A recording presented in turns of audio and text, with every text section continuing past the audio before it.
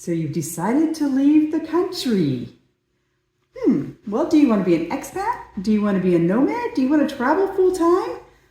We've been through it all. We're going to share with you the pros and cons of expat life versus full-time traveler nomad life. Stay tuned. Who are we? We are Chris and Steve, Eat, Walk, Learn. We have been traveling the world full-time for the last 3 years. We left Denver, Colorado with nothing but 2 carry-on suitcases, and excited to talk about maybe our decision, but also kind of the conversations that we have about maybe settling down as expats and conversations that we've had with other expats, some pros and cons. Yeah. So how did this conversation start anyway? Well, I guess it kind of goes back to we were in Denver and retirement was coming and we were trying to figure out what we wanted to do. And as part of our plan, our launch up to retirement, and you can read all about this in our book, 2 Carry-Ons and a Plan, but I had taken a 6-month trip to South America and you stayed home and worked because I was already retired. And I went to 4 different countries with the thinking about, well, are these 4 places that we'd want to live long term? In the meantime, You stayed back in the U.S. and what'd you do? Yeah, well, I was working and I was also doing a lot of traveling. And at that time, we were thinking, we knew we were going to be leaving Denver, Colorado, but we were thinking about, well, where are we going to go? And so I was exploring different cities in the United States in the thoughts that we were going to be just relocating to maybe someplace in Texas or someplace in Arizona or maybe in Washington State. And it wasn't until Chris got back and when we were talking about her travels where she was spending a month in each location that the light bulb came on and it was like, you know what, this is the kind of lifestyle that we can have, also known as slow travel, where we explore the world and follow our passions and do the things that we want to do without really settling down anywhere. Yeah, and I've actually been an expat. I lived in South Korea for 6 months. I lived in Spain for 3 months. That was more of a student study abroad thing, but living in South Korea was absolutely living an expat life. I had a job, I lived in local housing, I took the local bus, I made friends, I built a community, I was living as an expat. So, and not only have I had that experience, but then we have a ton of expat friends and we've lived in our slow med life, we've had relationships with them who were expats. We have a lot of feedback from them about what it's like to be an expat. So in this particular video, we're going to share the pros and cons of expat life and the pros and cons of nomad life and maybe help you make your decision about what is going to work for you. It really is a personal decision and there is no right or wrong decision. Yeah, absolutely. And stick with us through the whole time because we've got a surprise for you at the end. We do? We do. Oh, wow, I didn't know. Oh, I'm going to take... I'm stealing a page from your book. I like my little peacocks. I'm going to have a little... You know where some really good peacocks are? In Peacock Land? In the coffee plantations in Colombia. All of the coffee resorts and things, they all have peacocks running around. So anyway, and they're noisy. All right, so let's talk about being an expat. So first of all, what is an expat? People who leave their home country and intentionally and purposely move to another country to establish their life in another country. Let's start with the cons of expat life. Yeah, and then we'll talk about the pros. Yeah. So the first con is most likely you need to have some sort of visa or residency requirement or something. And this can be super complicated. You might have to hire lawyers, you might have to show genealogy, you might have to bring in a bucket of money. There's just, it can be long and tedious, and it doesn't have to be. There's certainly countries that it's easier than others to do it in. I mean, Mexico is fairly easy to establish residency, but you will have to do something that allows you to stay there legally, or else you're going to be... Yeah, and even Mexico, the people that we've talked to, do hire an attorney. They want to make sure that it's done right. There's a lot of, different going back and forth requirements. There certainly is money requirements. There's different things that you have to do that can seem, complicated, yeah, and time consuming. So that's con number 1. Con number 2 is you've got to buy or lease a place. You could probably rent, but you're probably not going to do an Airbnb situation long term. I mean, Airbnb is nice. You can just call up, land, leave, basically. Right. But with the expat life, you have to do something a little bit more permanent. And you might even have to get a lease in order to prove your residency, to get your ability to stay or get your visa. So it can get pretty complicated, and sometimes you even have to pay for a full year for a lease, or you have to pay, or if you buy a house, it might have to be a minimum price on that house in order for you to stay. So it's going to require some capital outlay for your housing in order to be able to stay in your new country as an expat. Yeah, and we've spoken to people who, really wanted to stay and maybe did multi-year leases, and then something happened because countries can change their minds. And let's say they get, they think they're going to renew their visa for another year, and something happens and they can't. Well, now they have a 2 or 3 year lease and they have to leave or something. There's some kind of some kind of disruption that can be very costly. Right. So speaking of disruptions, that's con number 3. You may have a political uprising. You have friends that currently live in Sri Lanka. They own a place there, right, or they have a 99-year lease or something like that. And they had to vacate in this last little uprising in Sri Lanka and went to Croatia actually for like 6 months or a year or something, while they waited for things to settle down. The U.S.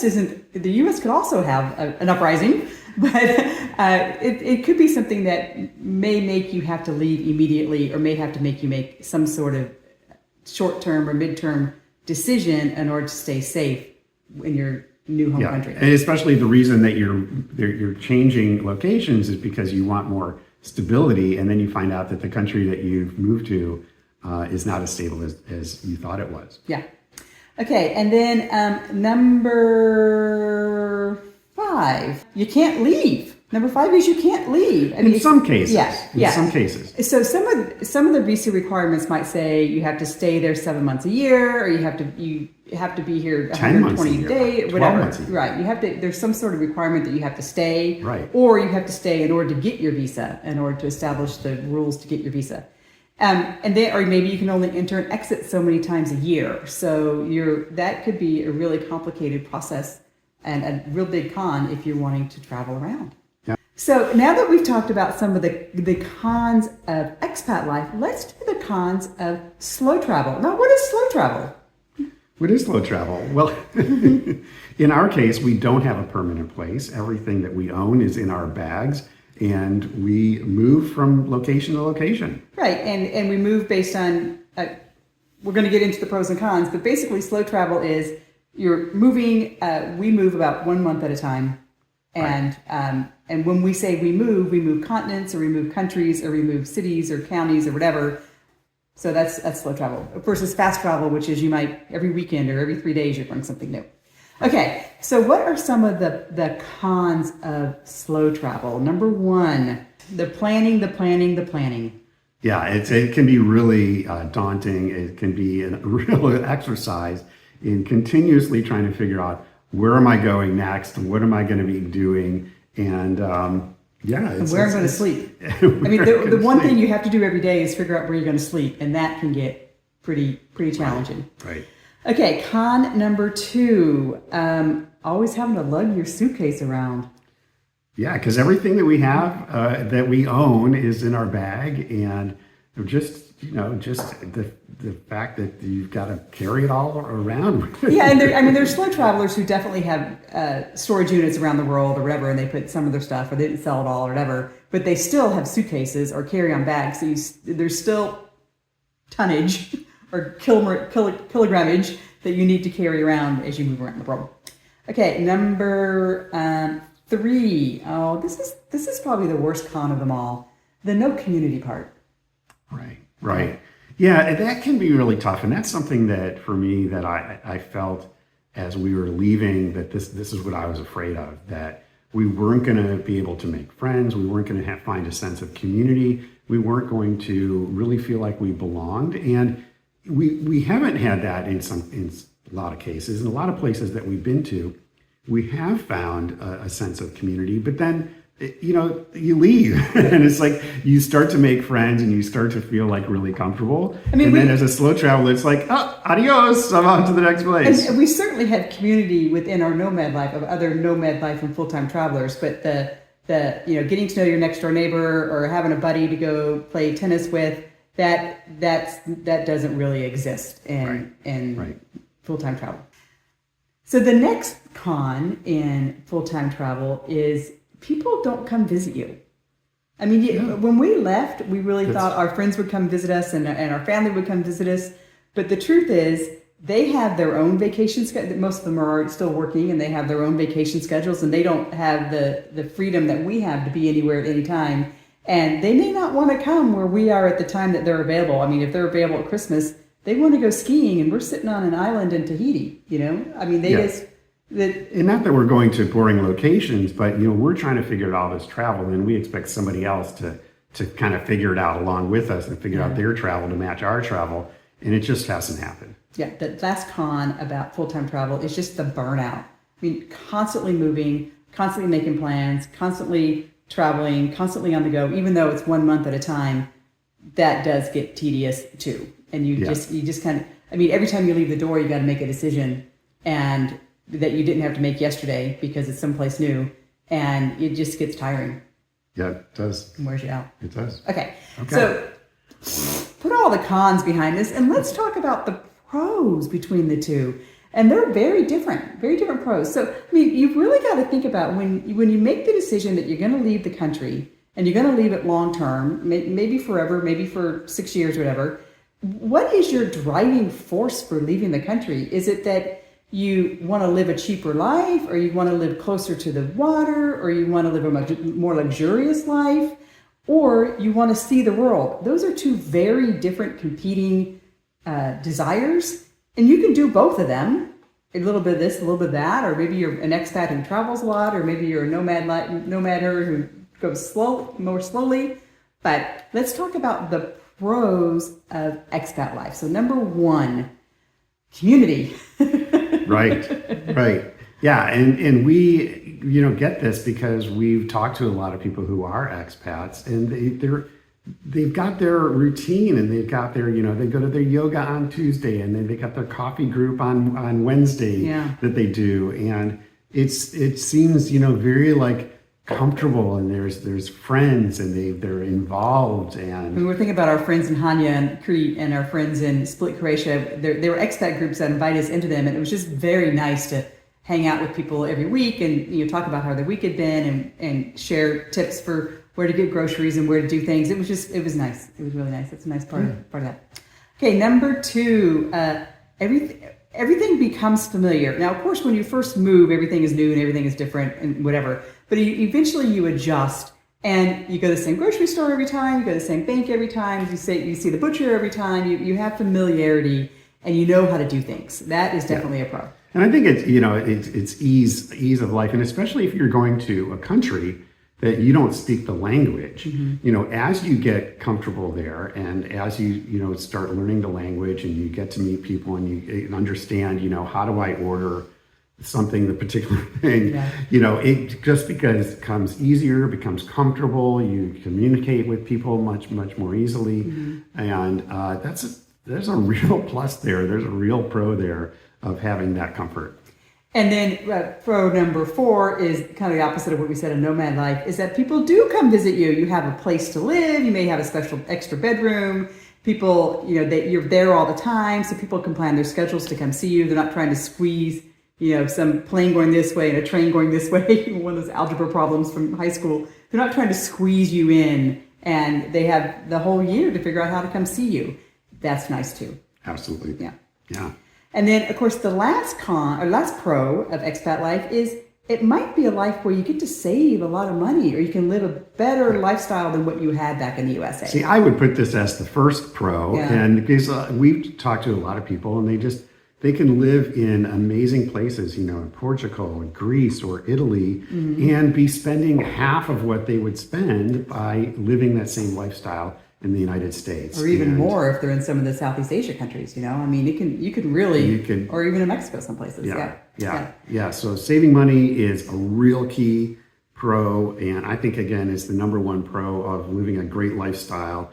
And the addition to that is you may not be saving money, but you're stretching your dollars. So maybe you were living off your salary, and now you're living off Social Security. You can make that Social Security amount work for you. Yeah. Right. Okay, now the pros of slow travel. So this is probably our wheelhouse because we love to talk about nomad life. We love to talk about full-time travel. Do us a favor and subscribe if you want to talk more about full-time travel and nomad life. That's what we talk about the most and the places that we've been to. So number one, which I think we're going to say is our number one, and that is freedom and flexibility. We can go anywhere, anytime, any place, any way. Yeah, we tell people that we follow 72 degrees, but if we were like snow skiers, we could do the same thing. We can follow 0 degrees, but it allows us to go to the places that we want to go to at the seasons that we want to be there, and be able to have the freedom to change our mind if we want to change our mind and go someplace different, completely different. Which is, pro number 2 is that we can pick our weather. We can pick our seasons. We can pick our weather. We don't have to shovel snow. Or we don't have to drip in humidity if we don't want to. We can follow. We pretty much have stayed in 72 degrees or 22 degrees Celsius. Pretty much. I mean, it varies around that. So we probably range from 50 to 85, within that 72 degree range, because you have your evenings and whatever, or a cold spell or a hot spell that comes through. But pretty much we have lived in t-shirts and shorts for 3 years. We have, and I get to wear these fancy duds. And we if we need something cold because we're passing through a cold weather or we get a cold spell, we just go down to the charity shop or the op shop and buy a sweatshirt, and then we leave it when we depart, so we don't have to pack it. Yeah. Okay, number four.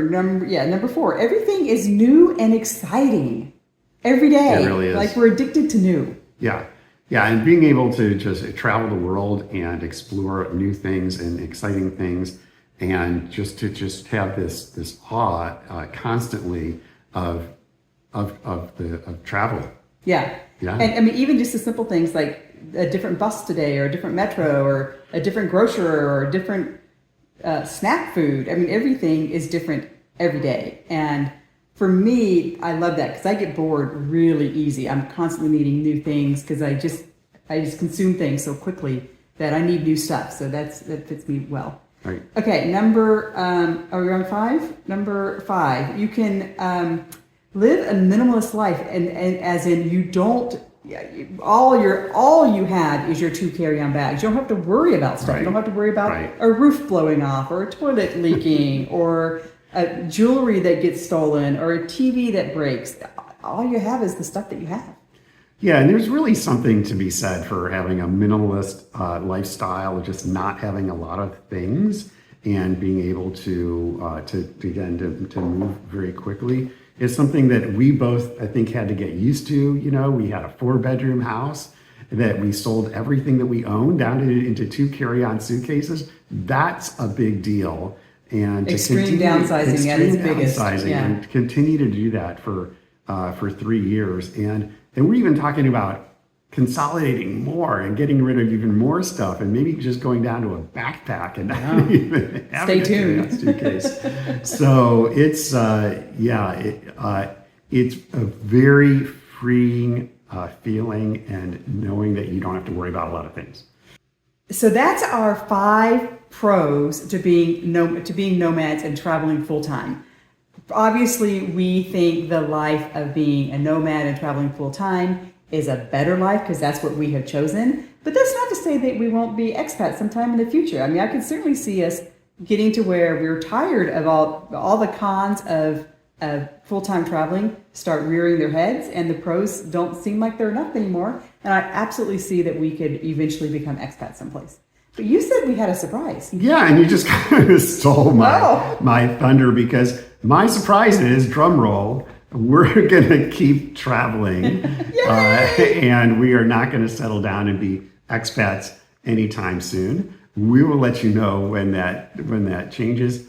So if you love what we talk about and you're thinking about being a full-time traveler or have some traveling questions, give us a subscribe. And right here, we're going to put up a link to all of our disposal videos. We have a whole series on how to get rid of your stuff, how to get rid of your grandma's china, your hazmat, your bed linens, everything. You can watch that series.